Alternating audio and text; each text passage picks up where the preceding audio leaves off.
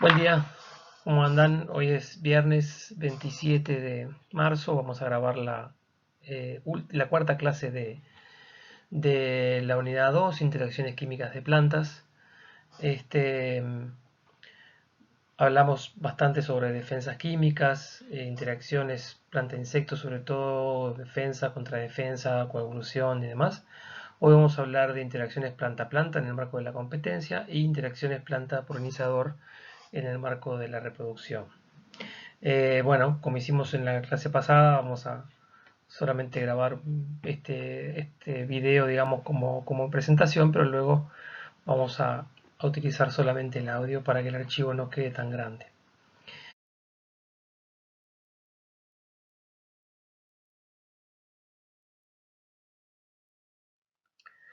Entonces, las plantas interactúan entre sí químicamente y esas interacciones es lo que se conoce históricamente con el término de alelopatías. Alelo quiere decir diferente, patías se refiere a algo como algo que está enfermo o algo negativo, digamos.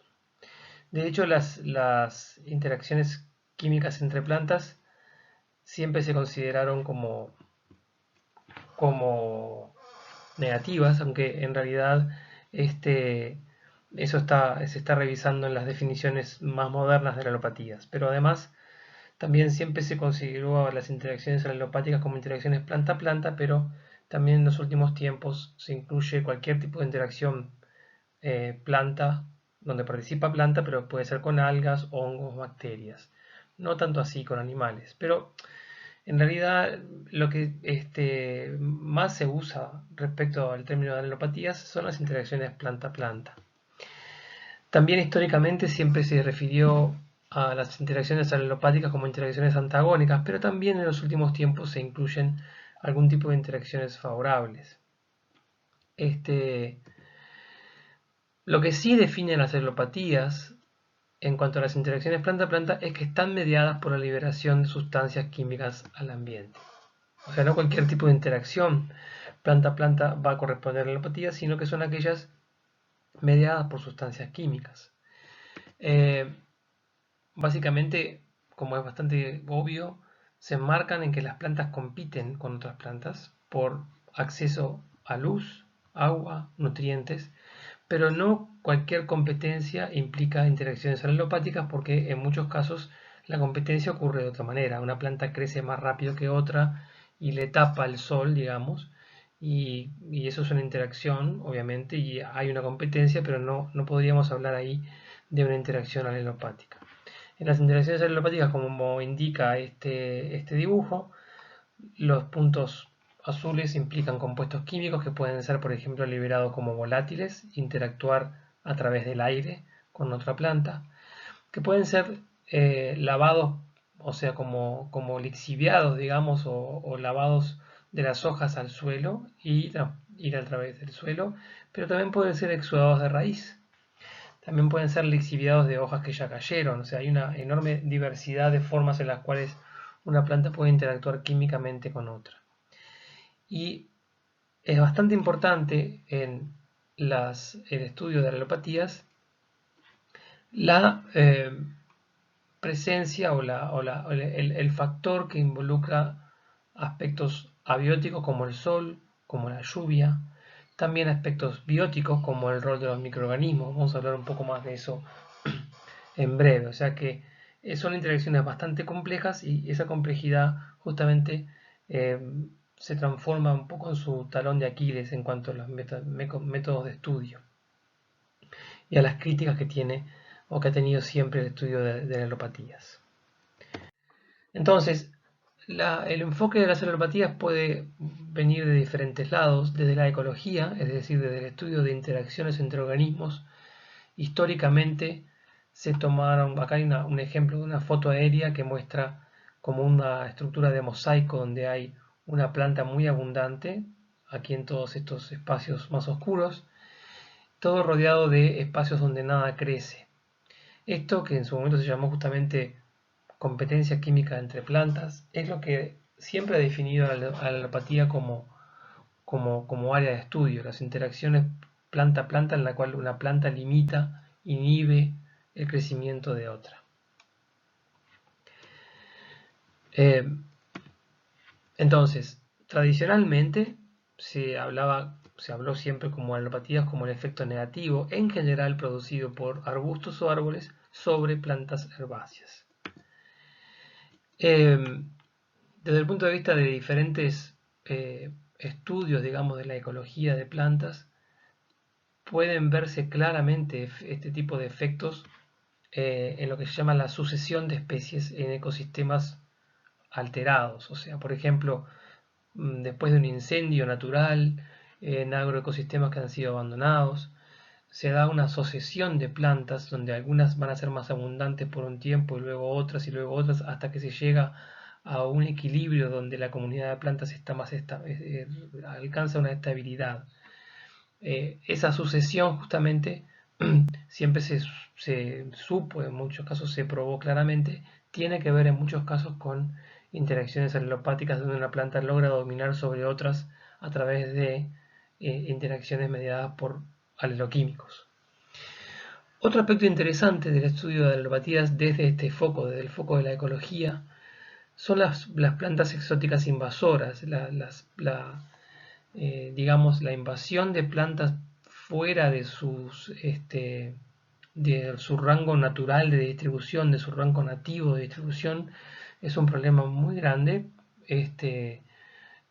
tanto porque son malezas que afectan a los cultivos, pero también porque son malezas que afectan a ecosistemas naturales, por ejemplo, a la biodiversidad de plantas nativas. Entonces, el estudio de por qué algunas plantas exóticas son tan exitosas como invasoras dio lugar a lo que se conoce como hipótesis de armas novedosas, que vamos a volver a eso un poco más tarde. Pero bueno, de alguna manera tiene que ver en muchos casos con la capacidad de esas plantas de inhibir el crecimiento de otras en su rango, y esa capacidad se ve como exacerbada en su rango de distribución exótico, no tanto así en su rango de distribución nativo. Otro enfoque del estudio de interacciones alelopáticas es desde un punto de vista más aplicado, en particular el manejo de malezas en la agricultura. Este compuesto que está acá quizá no les dice nada, es un compuesto muy simple, derivado del aminoácido glicina que vemos aquí. De hecho, el sufijo gli de la glicina se usa para nombrar este compuesto, que no es más que el glifosato, un compuesto muy famoso, que es el herbicida, uno de los herbicidas más comúnmente utilizados en la agricultura, en particular por la existencia de transgénicos de cultivos, digamos, que son resistentes a este herbicida y por lo tanto se pueden aplicar sin afectar el cultivo. Este herbicida de síntesis en realidad no surgió de estudio de interacciones alelopáticas, o sea, no es un ejemplo en donde el estudio de interacciones naturales deriva en un producto comercial, sino que surgió en realidad del estudio de agentes quelantes de metales, ese tipo de cosas, incluso para el tratamiento de aguas, hace ya muchos años, y derivó en un herbicida muy común. Desde el punto de vista de la acción, bueno, inhibe la biosíntesis de aminoácidos aromáticos, o sea, aminoácidos que dependen de la vía del ácido químico, y bueno, afecta una enzima que no está presente en animales, por lo tanto es selectivo en ese sentido en que afecta a plantas. Pero entonces, vinculando los estudios de alopatías, cuando una planta logra dominar sobre otra o inhibir el crecimiento de otra en función de compuestos químicos, evidentemente no cuesta mucho atar las dos, la línea de pensamiento para pensar, bueno, pero entonces ese tipo de sustancias pueden implicar nuevos herbicidas, incluso el uso de herbicidas naturales o de compuestos que naturalmente actúan como herbicidas, pero después se les busca algún cambio, vamos a ver algún ejemplo, algún cambio químico que le mejore algún aspecto algún aspecto deseado de ese compuesto. También, como ya dijimos, conocer las bases de agresividad de malezas también tienen que ver con el estudio de la alopatía, ya lo dijimos, pero también el manejo de resistencia, o sea, cada vez es más común que hay malezas resistentes a los herbicidas más utilizados y bueno, conocer desde el punto de vista más bioquímico cómo actúan los herbicidas va a llevar a conocer, bueno, por qué una cierta maleza es resistente y entonces buscar otro tipo de herbicidas que actúen a otro nivel en la fisiología de la maleza.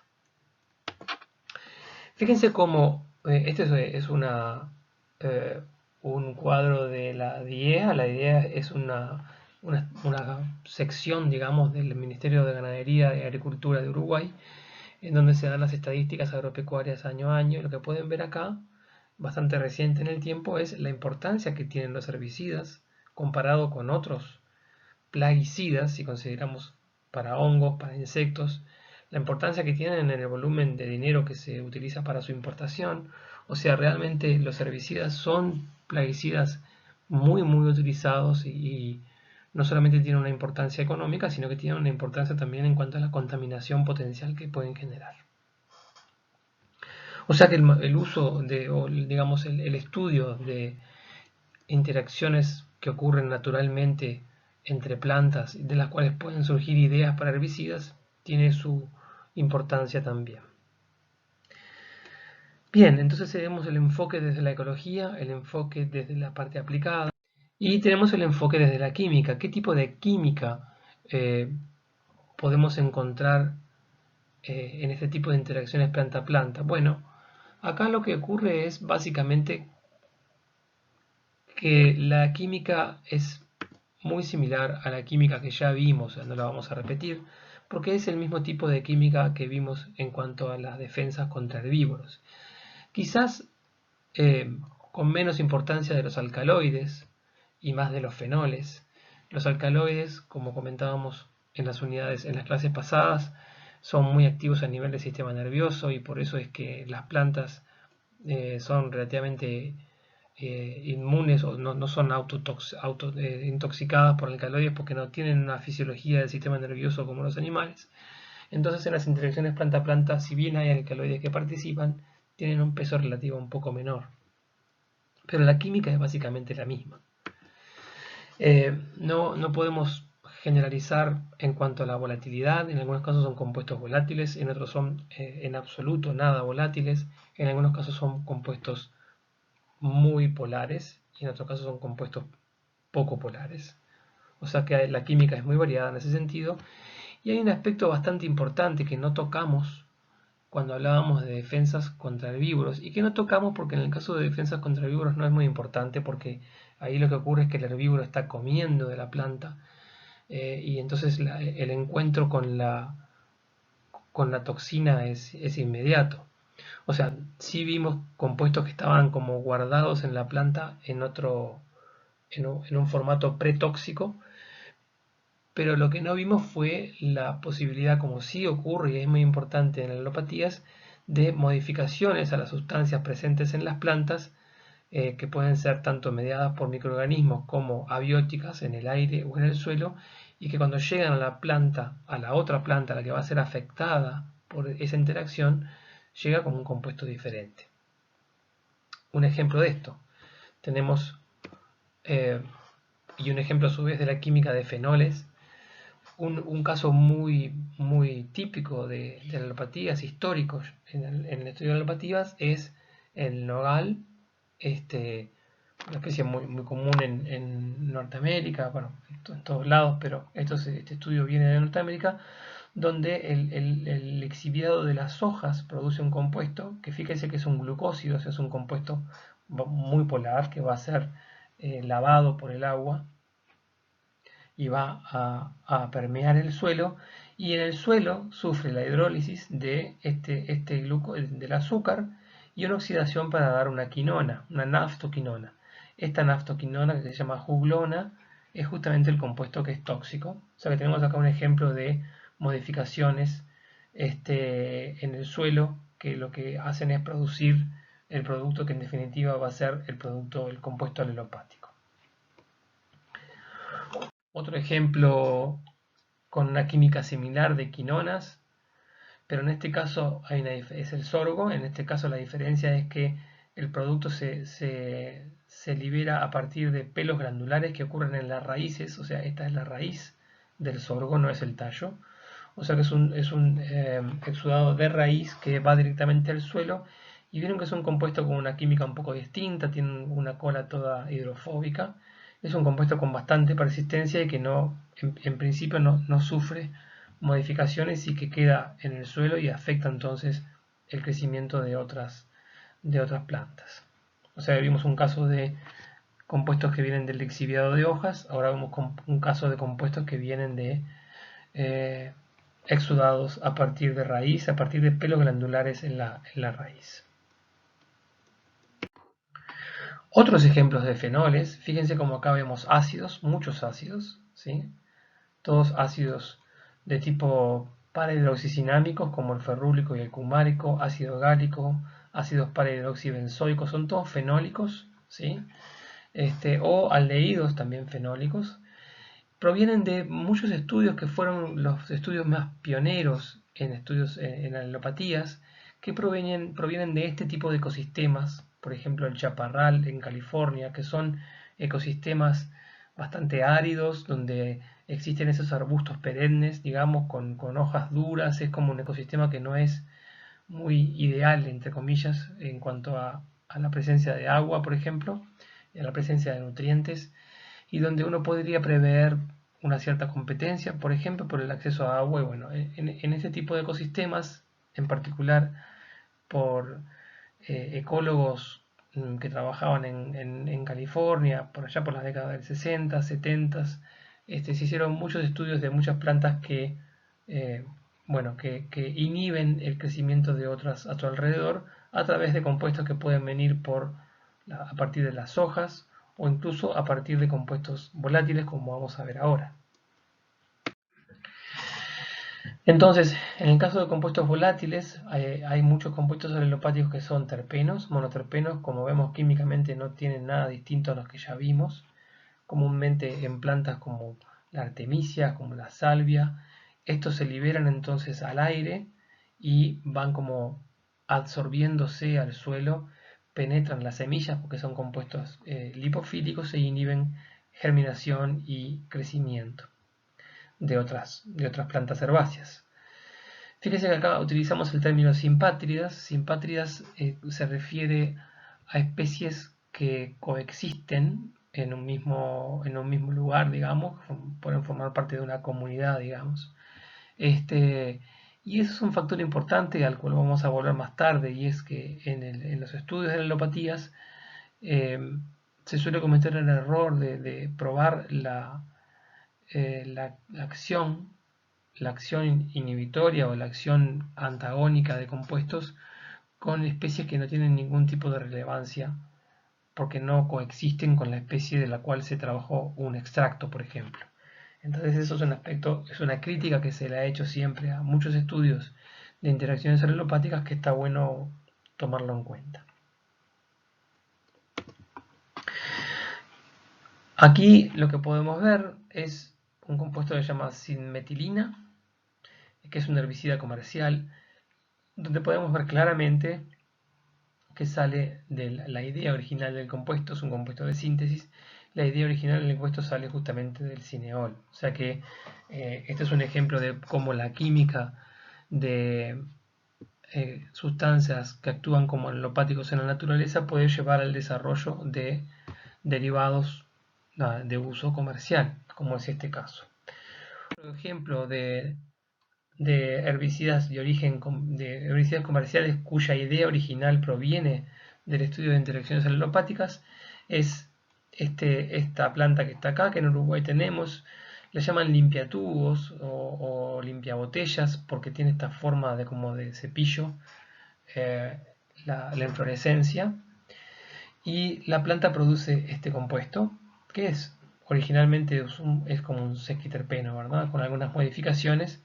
Este compuesto es el responsable de que esta planta afecta en otras plantas la fotosíntesis. De hecho, Lo que afecta en realidad es no la fotosíntesis, sino que lo que afecta en otras plantas es que la clorofila de las plantas que son sujetas a tratamientos con este compuesto eh, es, la clorofila es inactivada por la luz.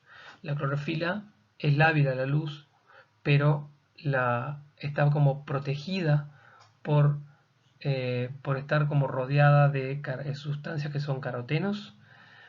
Bueno, este compuesto inhibe la síntesis de carotenos, por lo tanto las moléculas de clorofila son destruidas por la luz y eso es lo que hace que tengamos un problema entonces para la fotosíntesis. A nivel comercial existe el nombre comercial es Calisto. Fíjense cómo utiliza en el logo, utiliza algo que claramente indica que la sustancia originalmente salió de un compuesto natural, que se llama mesotriona, que no es un compuesto natural, pero acá tenemos claramente la idea química surgida del compuesto natural, que evidentemente, tras estudios de relación, estructura, actividad, fue lo que demostró tener la responsabilidad de la actividad. Probablemente mucho de lo otro de la molécula tenga que ver con otras características que se desea tener como producto comercial. Puede ser duración, solubilidad, lo que a ustedes se les ocurra, pero no necesariamente la actividad en sí misma.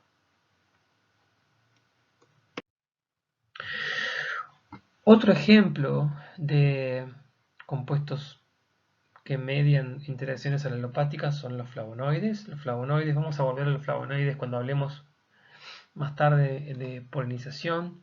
Tienen este tipo de estructura de 3 anillos, A, B, C. Fíjense como una parte de la molécula tiene una estructura de C6, C3, estos 3 carbonos que están acá. Este es un origen biosintético. Y luego la otra parte de la molécula tiene un anillo bencénico con diferentes patrones de sustitución que evidencian otro origen biosintético. Los flavonoides tienen muchas funciones en las plantas y, entre otras, se ha visto que en algunos casos participan de interacciones alelopáticas. Este ejemplo proviene del estudio de una especie del género Centaurea, que es una maleza invasora muy invasora, valga la redundancia, en Norteamérica. Es de origen europeo. O sea que viene un poco lo que yo les comentaba antes, ¿no? De el estudio de la química de interacciones alelopáticas para comprender por qué una maleza invasora puede llegar a ser muy exitosa. Entonces, aprovecho justamente este ejemplo para comentar, bueno, si las alelopatías, uno define a las alelopatías como resultado de selección natural, es decir, una planta, o uno lo puede considerar como una adaptación de una planta, generar compuestos que inhiban el crecimiento de otras, porque le puede favorecer el acceso a recursos. Eso sería entonces un carácter adaptativo que sería el resultado de la selección natural. ¿Qué es lo que podríamos llegar a prever? ¿Qué predicciones podría pensar esta idea? Podría resultar esta idea de que, bueno, si las alelopatías son resultado de la selección natural, uno podría predecir que una planta no va a generar sustancias alelopáticas que la dañen a sí misma. Una planta va a sintetizar más cantidad o mayor diversidad de compuestos alelopáticos cuanto mayor competencia tenga.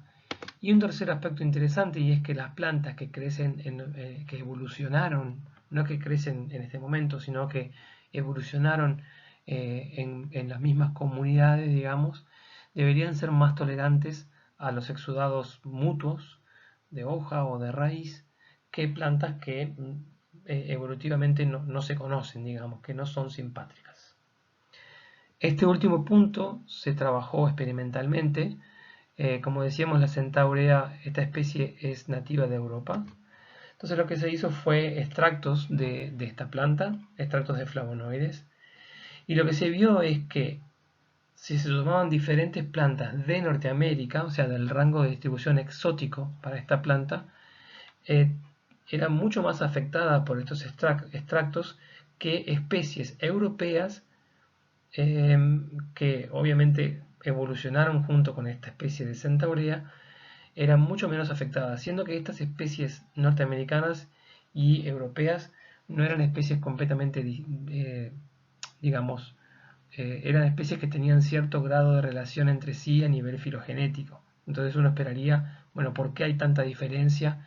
Y eso probablemente tenga que ver con lo que después se vino a llamar la hipótesis de las armas novedosas. Y es que básicamente en el rango no nativo, en el rango exótico de una planta, las otras plantas no han logrado evolucionar un mecanismo de alguna manera de detoxificación o de alguna manera para lidiar con estos compuestos alelopáticos, y por eso es que muchas especies en su rango nativo no son invasoras, están como en equilibrio con el resto de la comunidad, y en una comunidad exótica son terriblemente exitosas e invasoras. Eso puede tener que ver entonces con que los compuestos que produce para otras plantas son novedosos y las afectan en forma más importante. De la misma familia que la Centaurea, nosotros tenemos nuestra propia planta invasora típica. Y esta es justamente la margarita de Piria. Es un problema en Uruguay, en Argentina, en Brasil. También es de origen europeo. También es una asterácea de la misma familia.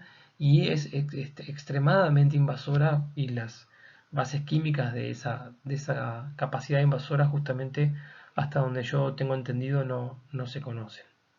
Y es un tema importante. Acá estamos viendo esto desde hace un par de años. Una charla dedicada enteramente a cómo manejar la margarita de Piria. O sea, es un problema que tiene que ver con también, como es una maleza que también afecta no solamente las comunidades nativas de plantas, sino también afecta a los cultivos. Bien, cuando se estudia interacciones alelopáticas, uno puede pensar, bueno, ¿cómo una planta actúa sobre otra a través de compuestos químicos? ¿Cuáles son los posibles modos de acción que pueda tener una planta sobre otra? Lo más simple que uno podría pensar es una interferencia directa, planta a planta. Es decir, una planta A produce un compuesto X que interfiere con la planta B. Eso es muy simple y es el enfoque justamente que se le dio a este tema durante muchos años. Un enfoque como muy simplificado, muy fácil de llevar al laboratorio para hacer ensayos, pero extremadamente simplificado y por lo tanto un poco peligroso. En muchos casos lo que ocurre son interacciones indirectas mediadas por el suelo. Y esas interacciones pueden ser distintas. Puede ser, por ejemplo, mediada por la descomposición de los compuestos. Una planta A produce un compuesto X, X es transformado por un microorganismo del suelo en un compuesto Y, y este compuesto Y interfiere con la planta B. Una planta A puede sintetizar un compuesto X, X induce por ejemplo, a un microorganismo del suelo a producir un compuesto Y, y este es el que interfiere con la planta, algo que se llama alelopatía inducida. También es una posibilidad y también se ha demostrado en algunos casos que es la forma en la cual ocurre.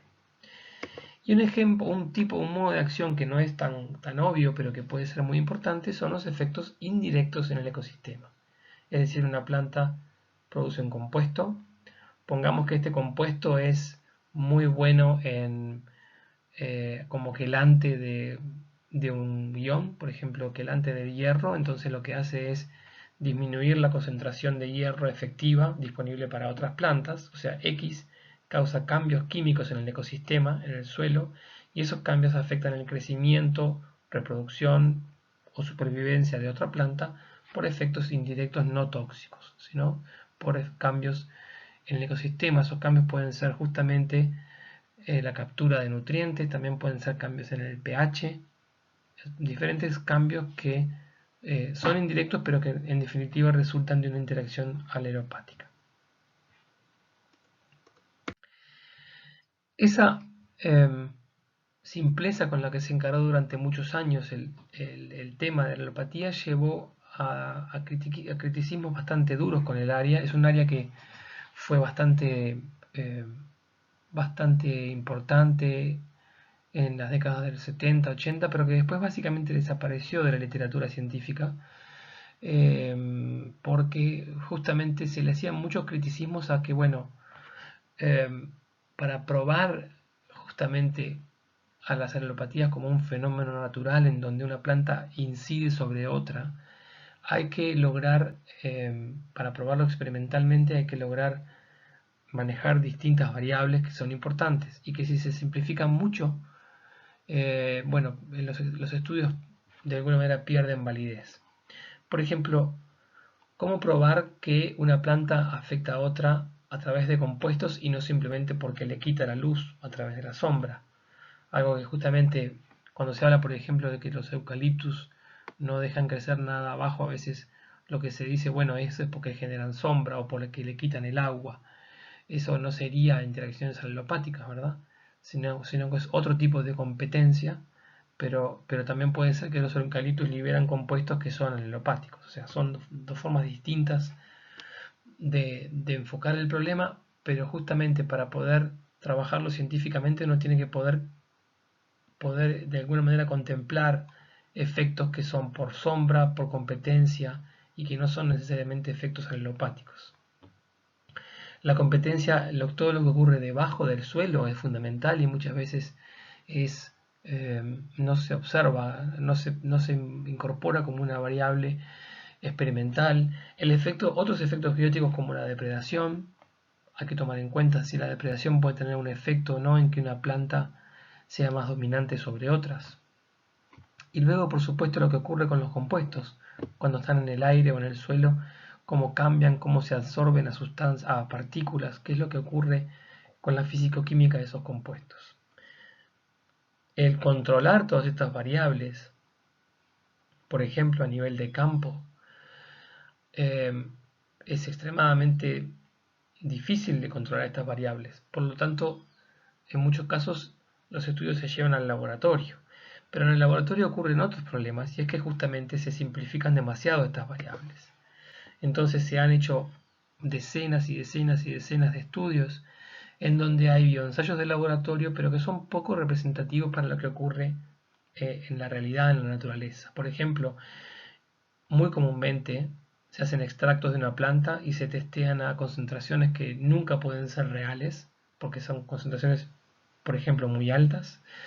Se utiliza, por ejemplo, por una cuestión práctica, pongámosle semillas de lechuga para ver el potencial inhibitorio de germinación de un extracto, pero ese tipo de semillas no tienen ninguna importancia en lo que ocurre naturalmente, o sea, es importante utilizar plantas que interactúen a nivel natural cuando se va al laboratorio.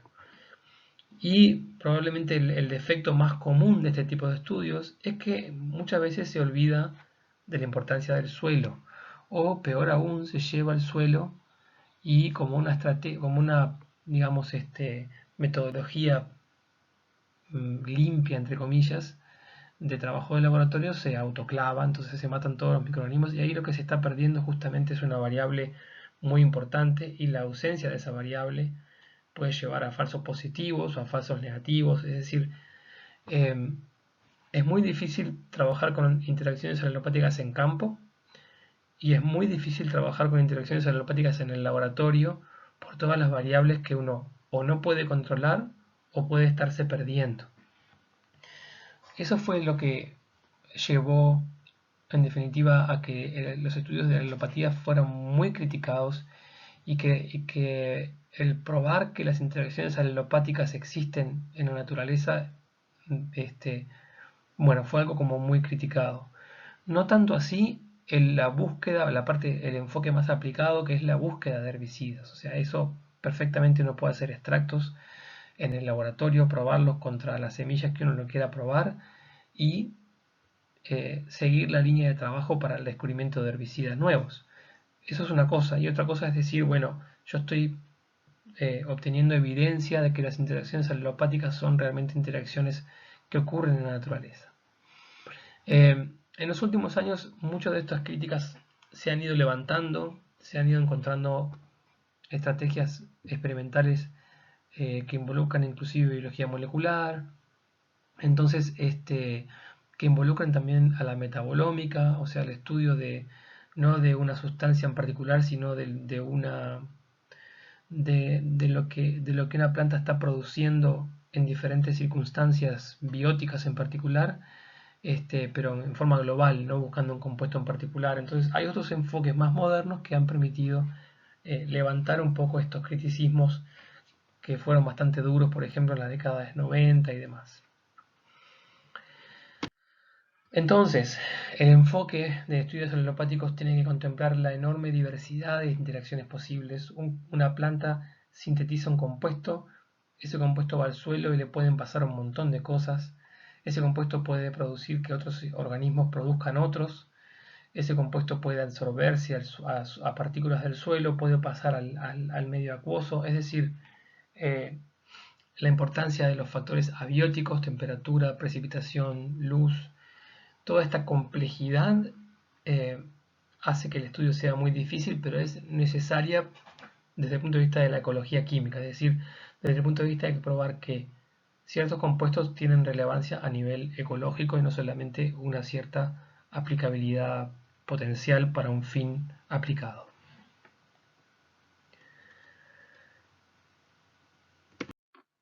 Bien, entonces con esto es básicamente lo que les quería contar.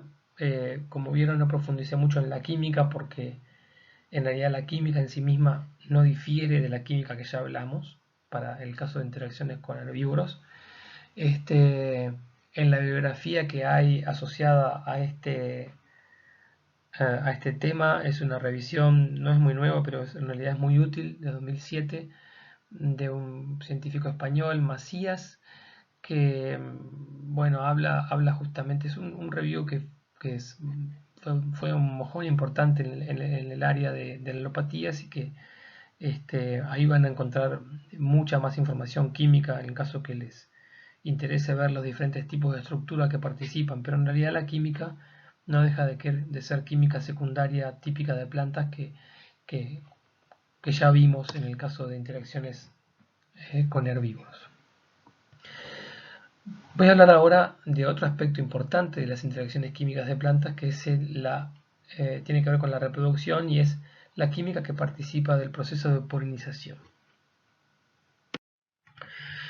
La polinización obviamente involucra, es parte esencial de la reproducción en plantas, o sea, el traslado de granos de polen que contienen los gametos masculinos a los órganos femeninos de la flor correspondientes para que se dé la reproducción.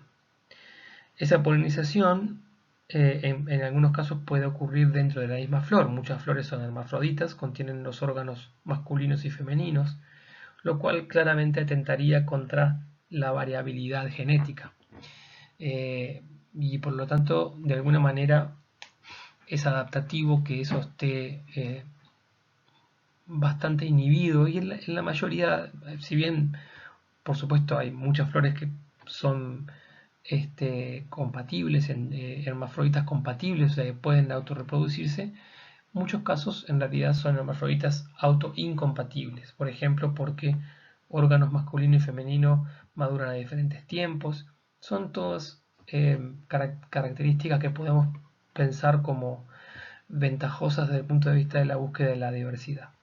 En algunos casos las plantas, las flores no son hermafroditas, sino que tienen órganos o flores, digamos, macho y hembra, que pueden estar en la misma planta o que pueden estar en diferentes plantas, diferentes modalidades. Pero lo que importa transmitir acá es que la fecundación, la polinización para transferir polen de una flor a otra y no dentro de la misma flor es muy importante para la enorme mayoría de las angiospermas o de las plantas con flor.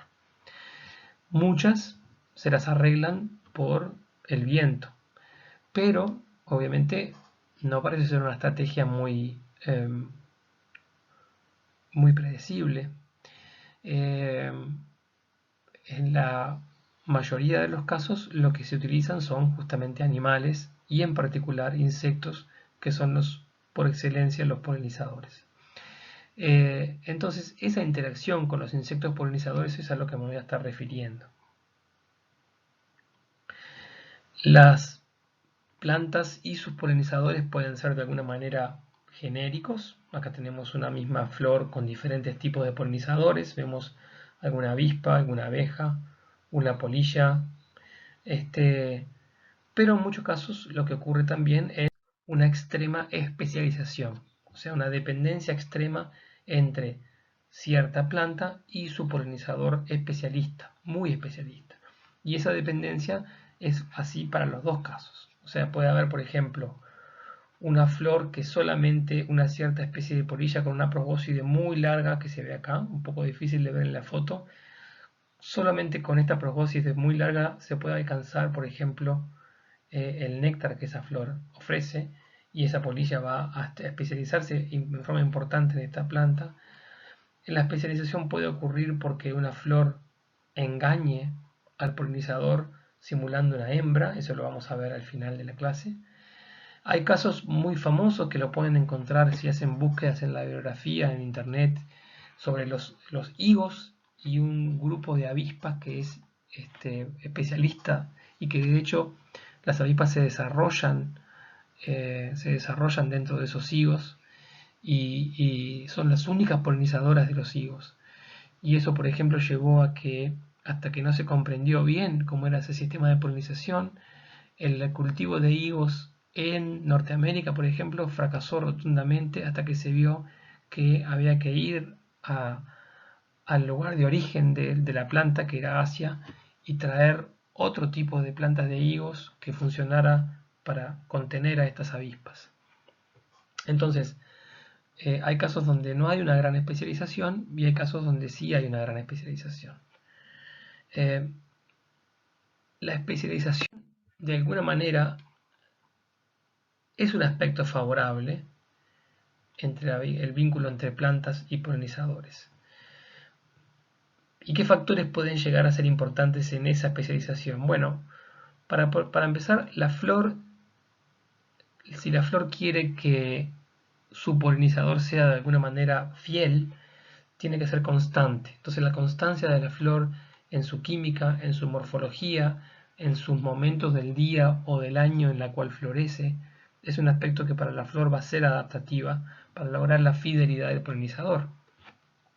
El polinizador, en muchos casos, la fidelidad tiene que ver con claves químicas o de color o visuales, y en general tiene que ver con la asociación a una recompensa, que esa recompensa obviamente es el néctar y el polen, que es lo que la flor ofrece como recompensa para la polinización.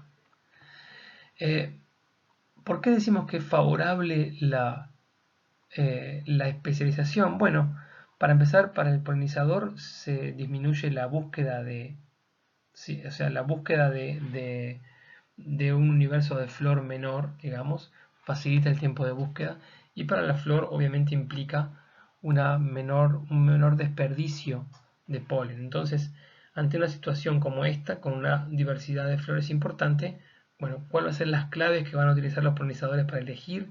¿Y cuál va a ser la fidelidad de ese polinizador para que no llevemos polen de una flor a otra, a otra, a otra, que son de diferentes especies?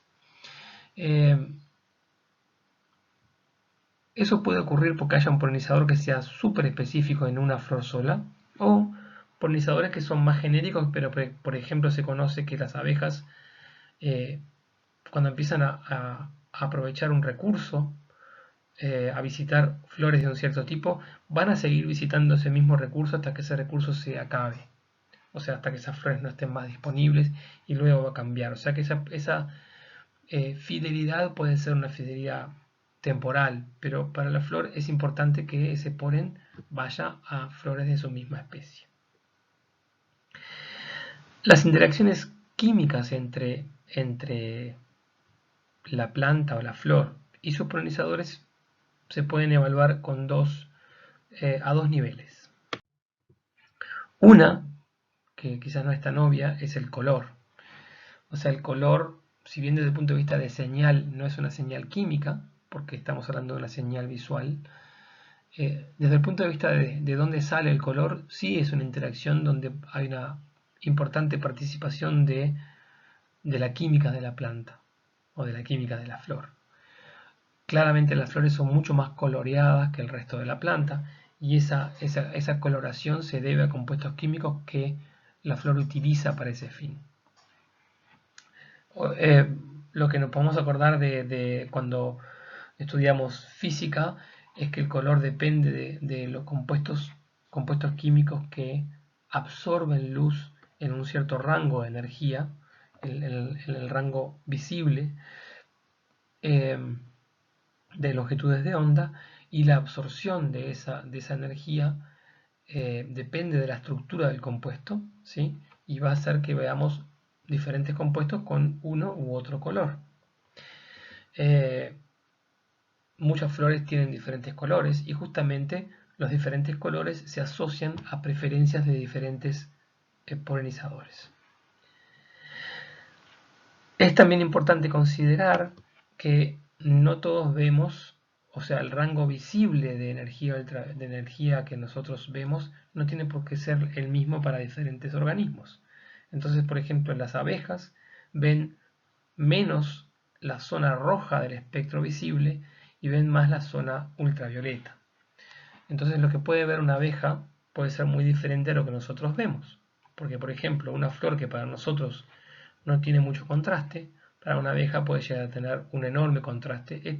Puede ser lo que la abeja esté viendo, porque acá hay compuestos que nosotros no percibimos como un color y que la abeja sí los percibe como un color. Desde el punto de vista químico, por excelencia los compuestos que participan o a los que se deben los colores de las flores son un tipo de flavonoides que se conocen como antocianinas. Antocianidinas o antocianinas como glucósidos suelen ocurrir como glucósidos. Tienen una enorme variabilidad en los colores que pueden producir, rojos, violetas, blancos, etc. Y esa variabilidad del color depende de características estructurales de esos compuestos. Ustedes se acordarán que la absorción de energía por parte de los compuestos químicos tiene que ver con la presencia de estos dobles enlaces conjugados, o sea, muchos dobles enlaces conjugados que favorecen la resonancia, justamente, lo que va a hacer es que se absorbe energía a longitudes de ondas mayores o energías menores. Entonces, cuanto más dobles enlaces conjugados tengamos, más chances tenemos de que este compuesto sea coloreado. En este caso, estos flavonoides, en particular las antocianinas, tienen en este anillo, el anillo C, un doble enlace más conjugado que otros flavonoides, como vamos a ver enseguida. Y eso hace que sean entonces más coloreadas y eso hace que de estos compuestos dependan muchos colores de las flores. Fíjense que hay un montón de opciones de sustituyentes y esos sustituyentes van a tener importancia en el color que tenga este compuesto. La cantidad de hidroxilos, la presencia o no de metilos o de metales, como vamos a ver ahora, la presencia de azúcares, la presencia de otros compuestos. Por ejemplo, acá tenemos un ejemplo de 3 flores de diferente color, son la misma especie, y tenemos entonces la presencia de diferentes tipos de antocianinas. La diferencia, por ejemplo, entre esta y esta es la presencia de un hidroxilo más en este carbono. La diferencia entre estas dos y estas es que, o entre esta y esta, es que estos dos hidroxilos están glucosilados, tienen un azúcar cada uno. O sea que pequeños cambios del compuesto con una estructura química similar van a dar entonces diferentes colores. Fíjense como acá, en parte los colores también tienen que ver con la presencia de un copigmento, que si lo miramos, no es una antocianina, es un flavonoide, pero no es una antocianina, porque acá tenemos un doble enlace menos disponible para la conjugación. Esto es otro tipo de flavonoide, y esto entonces tiene menos chances de tener color, sí de absorber energía, pero en el rango ultravioleta y no en el rango visible.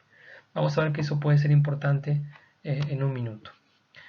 Otro efecto, no tanto de los sustituyentes, que podemos ver aquí, acá tenemos una flor de un tono y de otro tono, la misma especie, ¿sí? La diferencia, acá de vuelta tenemos el anillo que define las antocianinas, tenemos 3 grupos hidroxilos, pero en este caso tenemos la presencia de un metal quelante. Cuando tenemos grupos hidroxilos en este tipo de posición, tenemos la posibilidad de que este compuesto interactúe con metales. Esa interacción entonces va a provocar corrimientos en las longitudes de ondas de absorción, por lo tanto va a provocar corrimientos en el color que nosotros podemos ver. O sea que la estructura del compuesto y otras variables van a generar entonces distintos colores en el caso de las antocianinas.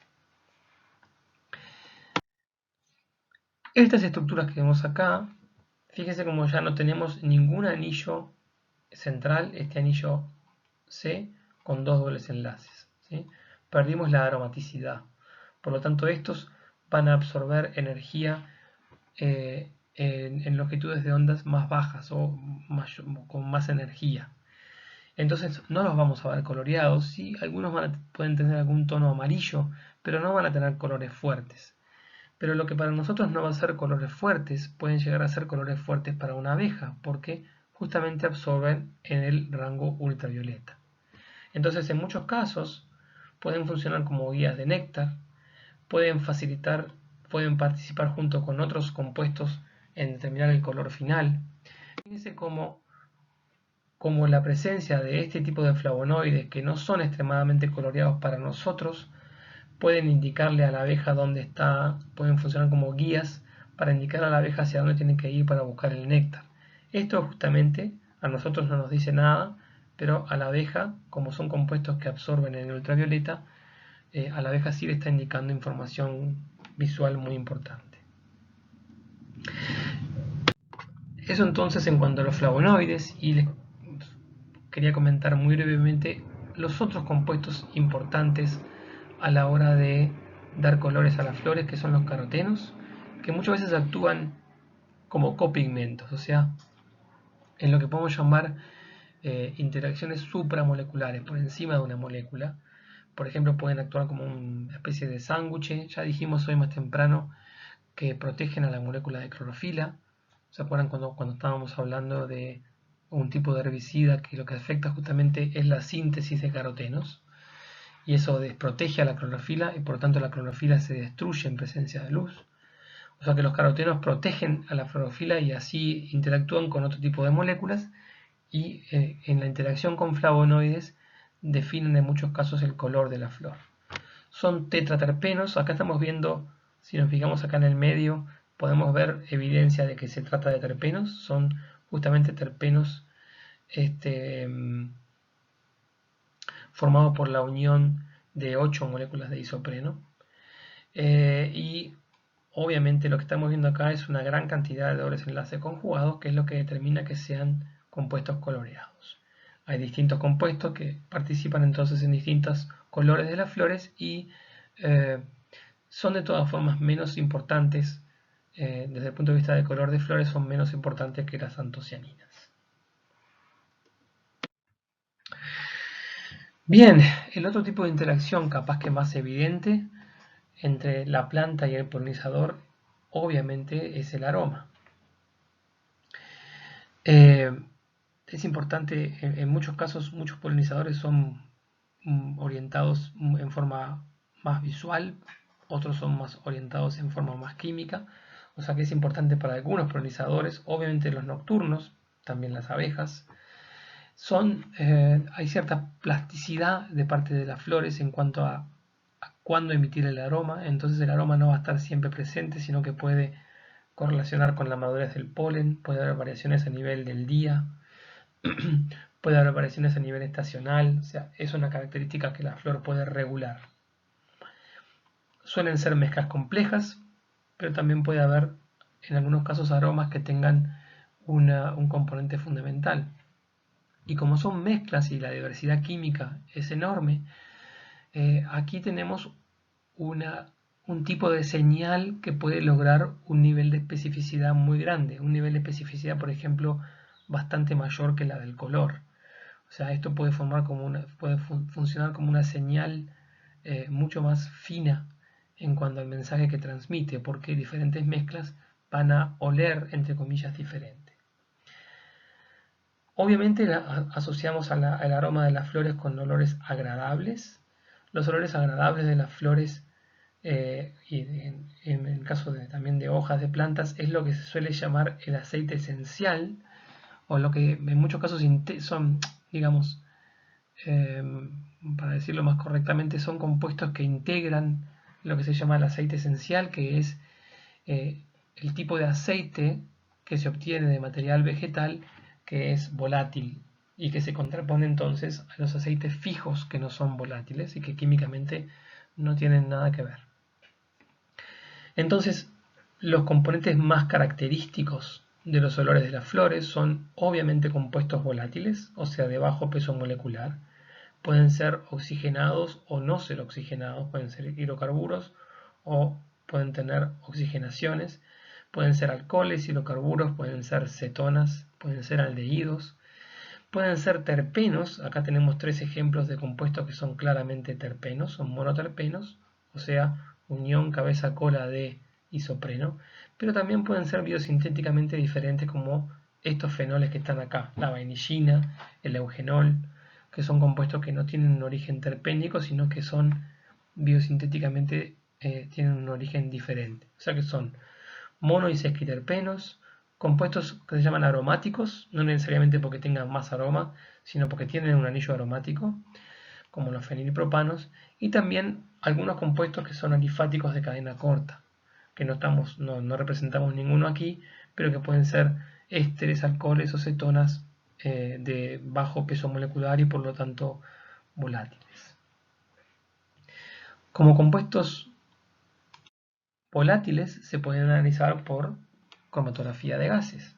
Acá tenemos un ejemplo entonces donde tenemos el olor de una flor que está, cuyos componentes se separan en un cromatógrafo de gases. Cada uno de estos picos entonces idealmente representa un compuesto. En este caso es una flor que en vez de terpenos está caracterizada por compuestos volátiles pero de origen aromático, ¿verdad? Por más bien fenólicos. Fíjense cómo lo que se muestra aquí abajo es una representación de la respuesta eléctrica de la antena de un polinizador, pongámosle una abeja.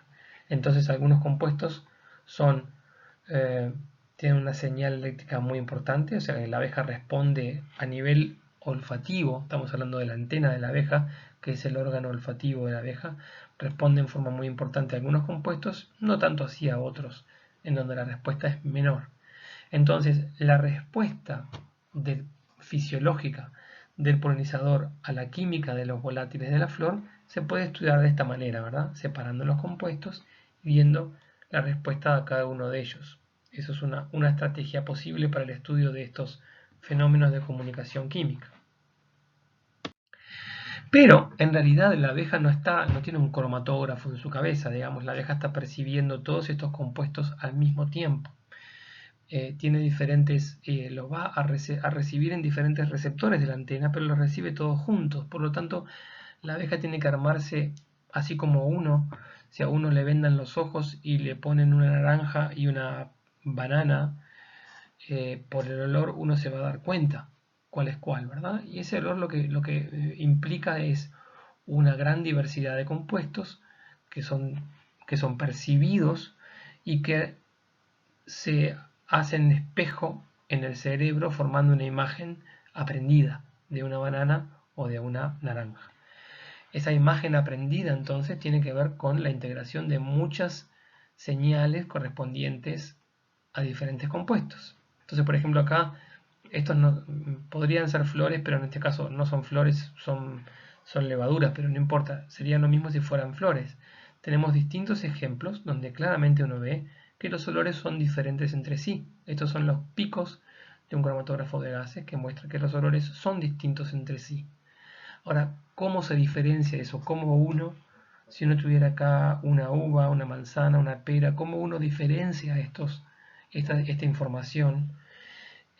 Ese tipo de estudio se puede hacer de alguna manera tratando de decir, bueno, ¿cómo puedo caracterizar estos compuestos y tratar de verlos en una especie de imagen de este tipo? Bueno, Hoy por hoy lo que se hace son estudios que pueden tener un enfoque más metabolómico, en donde se trata de darle o caracterizar los diferentes metabolitos como un conjunto, y a través de estudios multivariados que involucran mucha estadística, como ya les hablé en la clase pasada cuando estábamos hablando de la redundancia química defensiva, también se puede hacer a este nivel, y vemos como las diferentes especies, acá representadas por diferentes colores, uno puede separarlas en un espacio. Esa separación es lo que de alguna manera intenta imitar lo que ocurre dentro del cerebro del polinizador. El polinizador integra toda esta información y puede decir, no, esta es la flor que quiero ir, o esta, o esta, o esta, en función de toda esta información que no está separada, sino que tiene que decodificarse toda junta. Eso es un tipo de estudio, como que un enfoque también muy interesante. Desde el punto de vista práctico, por ejemplo, de nosotros, esto es un trabajo de nuestro laboratorio. Acá tenemos simplemente una flor que no es muy conspicua. Esto es de cannabis, una planta de cannabis criada en campo, que se usa es cannabis medicinal, no psicoactivo, que tiene diferentes usos, y simplemente quisimos hacer una prueba de la inflorescencia que está acá, que tiene un olor muy muy fuerte. Y esto simplemente es una bomba de aire que succiona aire. A través de tubos se embolsa la flor y se hace pasar aire por la bolsa, ¿sí? Y esos olores, entre comillas, se capturan en un absorbente sólido, o sea, un sólido que va a capturar los compuestos orgánicos. Eso después se diluye con un solvente y se puede analizar de esta manera en un cromatógrafo de gases. Como podemos ver, tiene unos pocos componentes en muy alta cantidad, y ahí simplemente por espectrometría de masas uno puede decir, bueno, el componente más importante de esta flor es esta, lo cual, y ese tipo de identificación es algo que en nuestro laboratorio lo podemos hacer muy, muy fácilmente. Hay otro tipo de olor en las flores que también tienen importancia en polinización, pero que son olores que nosotros catalogaríamos de desagradables. Olor a carne podrida, olor a pescado podrido, olor rancio, manteca rancia, olor a excremento, ese tipo de olores son característicos de algunas familias, por ejemplo las aráceas, las umbelíferas, y están involucradas en lo que se conoce como polinización deceptiva. Deceptiva implica un engaño. Básicamente lo que ocurre acá es que la flor engaña al polinizador y no lo va a premiar con néctar o con polen, sino que lo va a engañar, por ejemplo, atrayendo moscas a algo que las moscas van a identificar como carne podrida. O sea que los polinizadores son específicos de lo que la flor trata de simular. Químicamente hay compuestos como las monoaminas, las diaminas, como están presentadas acá. Fíjense los nombres: cadaverina, putrescina. Son diferentes diaminas que tienen un olor realmente para nosotros muy desagradable. El escatol, que es un indol, que tiene olor a excremento. Ácidos de cadena corta, que tienen olor rancio. Bueno, diferentes especies, pero no de cualquier familia, sino de algunas familias en particular, son muy especialistas en este tipo de polinización deceptiva. En muchos casos pueden regular, por ejemplo, variando la temperatura de la flor, pueden regular a qué hora emiten este olor. En algunos casos lo que ocurre es que por ejemplo, se atraen las moscas, la flor detecta que tiene moscas adentro, se cierra, queda cerrada durante 24 horas, donde las moscas caminan y se llenan de polen, y a las 24 horas se abre. Por ejemplo, es un ejemplo de la Facultad de Agronomía. Fíjese cómo incluso el color de la flor parece como que imitar algún tipo de materia orgánica o carne o algo así.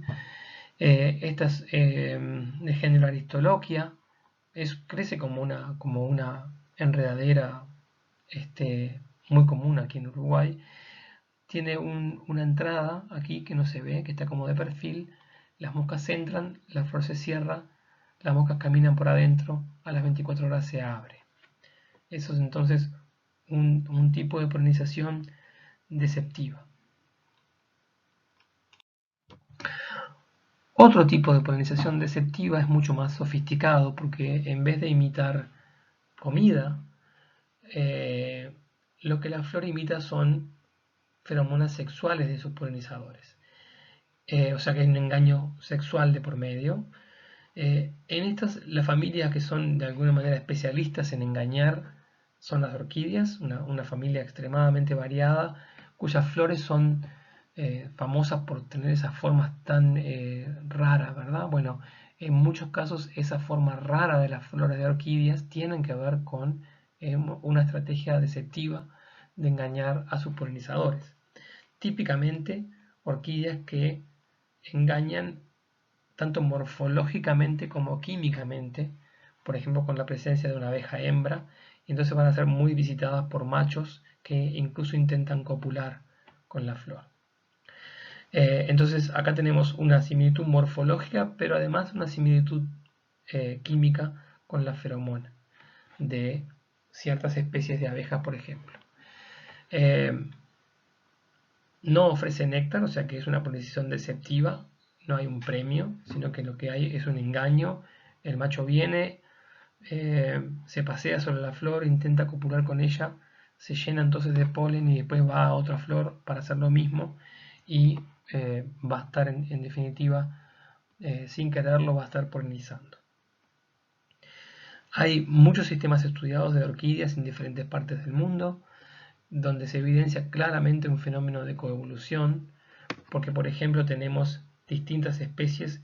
Químicamente, fíjense que la química se asemeja a la feromona del polinizador, pero la química es enormemente diversa, o sea, no podemos hablar acá de un fenómeno químico que haya evolucionado a partir de una única rama, sino que es una coevolución de sistemas separados y muy especializados entre la especie de orquídea y su polinizador preferido.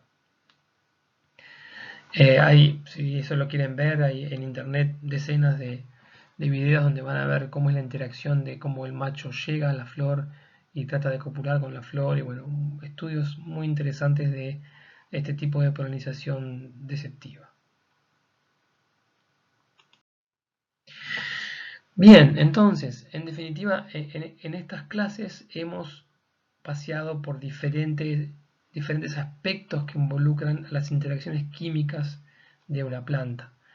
El más tradicional, un herbívoro que se come la planta se defiende, dedicamos bastante rato a eso, pero también la competencia con otras plantas, esa competencia que puede darse a nivel aéreo, pero también a nivel bajo suelo, digamos, la interacción de las flores con los polinizadores, o sea, todos tipos de interacciones muy importantes para la planta y que pueden enfocarse desde el punto de vista químico de esa interacción, que es como nosotros lo enfocamos en ecología química.